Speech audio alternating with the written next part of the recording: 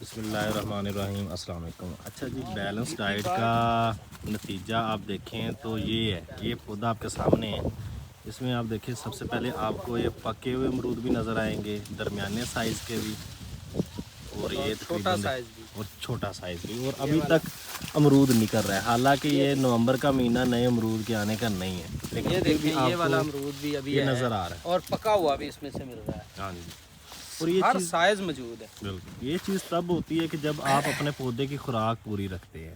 عام طور پر کیا ہوتا ہے کہ ایک خوراک لگا کر بس کر دی جاتی ہے، خوراک پوری لگائی نہیں جاتی، یا زیادہ فاسفورس لگا دیا یا زیادہ نائٹروجن کا استعمال کر اس لیا۔ میں پوٹاش، سلفر، ڈی پی باٹ ہے، یعنی کہ ہر چیز پراپر جو ہے نا، یعنی اس ڈی میں اے اب پی جو ڈی اے پی اور نائٹروفاس کا ہم نے استعمال اس میں بالکل نہیں کیا۔ ہاں جی، یہ پودے یعنی بالکل زیرو ڈی اے پی کے ساتھ ہے۔ اب اس میں جو فاسفورس کا سورس ہے وہ ہے یوریا فاسفیٹ 1844 یا 1744 کے فارمولے سے، ڈی اے اور پی اس کے اور ڈی پی علاوہ باٹ جو پوٹاش ہے ہم نے وہ استعمال کی ہے، نائٹرو پوٹاش ایس او پی استعمال نہیں کی۔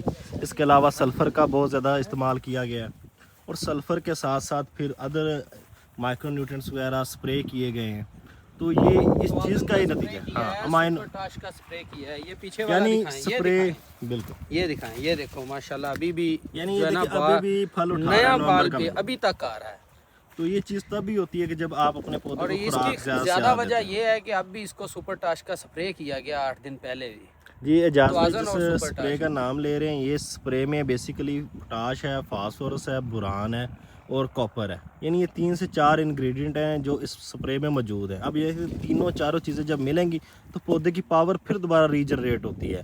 اور اب جو امرود والے لوگ ہیں وہ آگاہ ہیں کہ کچا امرود اس وقت جا رہا ہے کراچی وغیرہ میں، تو کچے امرود کی توڑائی بھی ہو رہی ہے اور نیا پھل بھی آتا جائے گا جیسے ہی۔ تو الٹیمیٹلی یہ پورا سردی کا سیزن آپ کا پھل آتا رہے گا اور اس کا اچھا منافع مل جائے گا۔ تو کوشش کیا کرے تمام لوگ، نیچے بھی کھاد لگائیں، اوپر بھی سپرے کرتے رہیں، مائکرو نیوٹرینٹس کی بہت زیادہ سپرے کریں، تاکہ آپ کا پھل ایک کنٹینیوٹی کے ساتھ مسلسل تسلسل کے ساتھ چلتا رہے۔ جزاک اللہ۔